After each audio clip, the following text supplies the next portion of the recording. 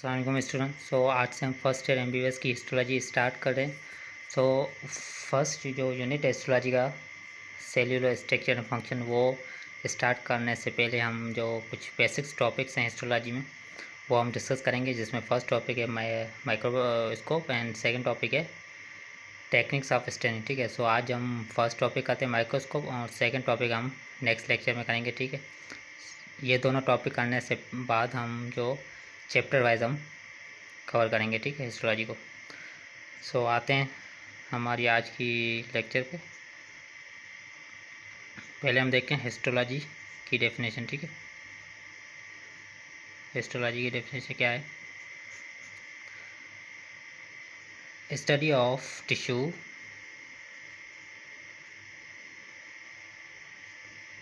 with the help of microscope, with the help of microscope। ठीक है, जब हम माइक्रोस्कोप की हेल्प से टिश्यू की स्टडी करते हैं उसको क्या बोलते हैं? हिस्टोलॉजी बोलते हैं। ठीक है, अब दो टाइप के माइक्रोस्कोप यूज़ होते हैं। ठीक है, हिस्टोलॉजी में एक होता है लाइट माइक्रोस्कोप, ठीक है, दूसरा होता है इलेक्ट्रॉन माइक्रोस्कोप। जो लाइट माइक्रोस्कोप है ना, वो नॉर्मली यूज़ होता है हमारे जो यूनिवर्सिटी वगैरह में। ठीक है, और जो इलेक्ट्रॉन माइक्रोस्कोप है ये कॉमनली यूज़ नहीं होता। ठीक है ना, और लाइट माइक्रोस्कोप जो है ना वो हमें कलर इमेज देता है। ठीक है, कलर्ड इमेज देता है। ठीक है, और रिजोल्यूशन पावर लाइट माइक्रोस्कोप कितना है? 0.2 माइक्रोमीटर। ठीक है, 0.2 माइक्रोमीटर। और मैग्नीफिकेशन कितनी है लाइट माइक्रोस्कोप की? 1000 टाइम्स मैग्नीफिकेशन। ठीक है, और इलेक्ट्रॉन माइक्रोस्कोप हमें ब्लैक एंड वाइट इमेज देता है। ठीक है, ब्लैक एंड वाइट इमेज। ठीक है, रिजोल्यूशन पावर जो इलेक्ट्रॉन माइक्रोस्कोप है वो कितना है? 1 नैनोमीटर, 1 नैनोमीटर। ठीक है, और मैग्नीफिकेशन इलेक्ट्रॉन माइक्रोस्कोप कितनी है? 1 लाख टाइम्स, 1 लाख टाइम्स। ठीक है, यहाँ तक समझ आ गया? उसके बाद इलेक्ट्रॉन माइक्रोस्कोप है, फर्दर हम कैटेगराइज करते हैं दो टाइप में। ठीक है, इलेक्ट्रॉन माइक्रोस्कोप को फर्दर हम कैटेगराइज करते हैं। ठीक है, डिवाइड करते हैं दो टाइप में।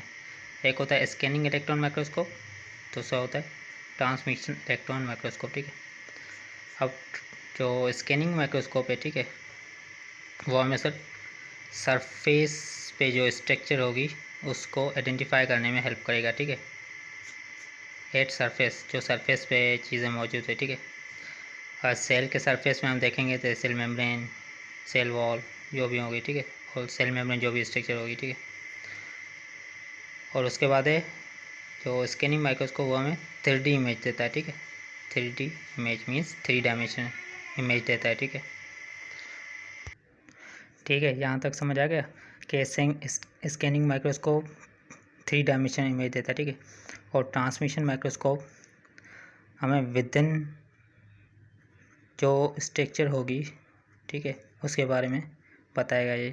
ठीक है, विदिन सेल के इनसाइड या टिश्यू के इनसाइड जो भी चीज़ें होगी वो हमें आइडेंटिफाई करने में हेल्प करेगा ट्रांसमिशन इलेक्ट्रॉन माइक्रोस्कोप। ठीक है, और ये हमें 2 डायमेंशनल इमेज देता है। ठीक है, और स्कैनिंग माइक्रोस्कोप में हमें क्यों जो इंटरनल चीज़ें हैं या स्ट्रक्चर वो नज़र क्यों नहीं आते? क्योंकि जो इलेक्ट्रॉन बीम्स है वो क्रॉस नहीं कर पाती हैं। ठीक है, पास नहीं कर पाती हैं टिश्यूज़ को या सेल्स को। ठीक है, और ट्रांसमिशन इलेक्ट्रॉन बीम जो माइक्रोस्कोप है इसमें जो इलेक्ट्रॉन बीम्स है वो क्रॉस कर जाती हैं ईजिली। ठीक है, यहाँ तक ये समझ आ गया? उसके बाद है कि light microscope and electron microscope complementary होते हैं। ठीक है, light microscope and electron microscope. ठीक है, अब कॉम्प्लीमेंट्री का मतलब क्या है? मतलब दोनों को कंबाइन करके हम एक प्रॉपर जो मतलब आइडेंटिफिकेशन करते हैं टिश्यूज़ की, सेल्स की। ठीक है, या कंप्लीट स्टडी हम जिसको बोलते हैं। ठीक है, अब जो लाइट माइक्रोस्कोप है वो हमें पॉलीक्रोमेटिक इमेज देगा। ठीक है, पॉलीक्रोमेटिक इमेज देगा। अब पॉलीक्रोमेटिक से क्या मुराद है? पॉलीक्रोमेटिक मीन्स हम जब स्टेनिंग करेंगे, ठीक है, तो हमें मल्टीपल कलर्स शो होंगे, ठीक है। उसमें वो हमें किस में हेल्प करेंगे, आइडेंटिफिकेशन, ठीक है। जैसे न्यूक्लियस, डीएनए, राइबोसोम, ठीक है, गोल्गी एपेरेटस, ये डिफरेंट कलर शो करेंगे जब हम स्टेन करेंगे, ठीक है। जो आगे वाला टॉपिक है वो हम पढ़ेंगे तो आपको ये चीज़ें क्लियर हो जाएंगी, ठीक है, कि स्टेनिंग क्या है, स्टेनिंग कैसे करते हैं, कौन कौन से कंपाउंड या केमिकल्स यूज़ होते हैं, ठीक है। और जो लाइट माइक्रोस्कोप ये नॉर्मली यूज़ होता है, ठीक है, चीप होता है, ठीक है। और इलेक्ट्रॉन माइक्रोस्कोप ये हमें मोनोक्रोमेटिक इमेज देता है, ठीक है, मोनोक्रोमेटिक इमेज देता है, ठीक है। मतलब यहाँ तो ब्लैक, यहाँ तो वाइट, ये दो टाइप के इमेज हमें देगा इलेक्ट्रॉन माइक्रोस्कोप, ठीक है। और ये नॉर्मली यूज़ नहीं होता है, नॉट नॉर्मली यूज़, ठीक है,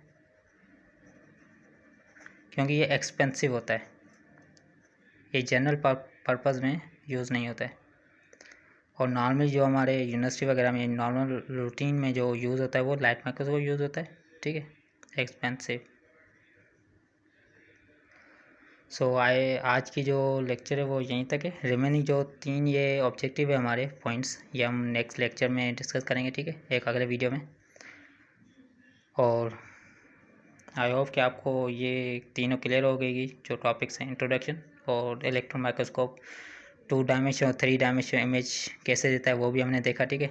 इन दो टाइप इलेक्ट्रॉन माइक्रोस्कोप के टाइप्स के बेस पे इलेक्ट्रॉन माइक्रोस्कोप हमें 3 डायमेंशनल एंड 2 डायमेंशनल इमेज देता है, ठीक है। उसके बाद कॉम्प्लीमेंट्री कैसे हैं, कॉम्प्लीमेंट्री से मुराद कि दोनों कंबाइनली हम जब इनको यूज़ करते हैं एक प्रॉपर आइडेंटिफिकेशन करने के लिए सेल्स की या टिश्यूज़ की, ठीक है।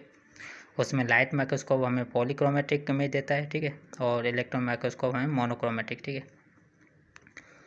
या तो ब्लैक होगी या तो वाइट इमेज होगी, ठीक है, ब्लैक या तो वाइट, ठीक है। और लाइट माइक्रोस्कोप नॉर्मली यूज़ होता है, चीप होता है, इलेक्ट्रॉन माइक्रोस्कोप नॉर्मली यूज़ नहीं होता है, एक्सपेंसिव होता है, ठीक है। तो आई होप कि आपको ये लेक्चर समझ आएगा आज का। सो चैनल को सब्सक्राइब करें, लाइक करें और शेयर करें ज़्यादा से ज़्यादा, ठीक है। और कमेंट सेक्शन में ज़रूर बताइएगा कि आपको लेक्चर कैसा लगा आज का, और फर्दर आपको किस तरह के लेक्चर देखना चाहते हैं, मतलब कौन सी, मतलब एनाटमी के देखना चाहते हैं, फिजियो के या बायोकेमिस्ट्री के, कौन सा आपको जो सब्जेक्ट है ज़्यादा डिफ़िकल्ट लगता है, ठीक है।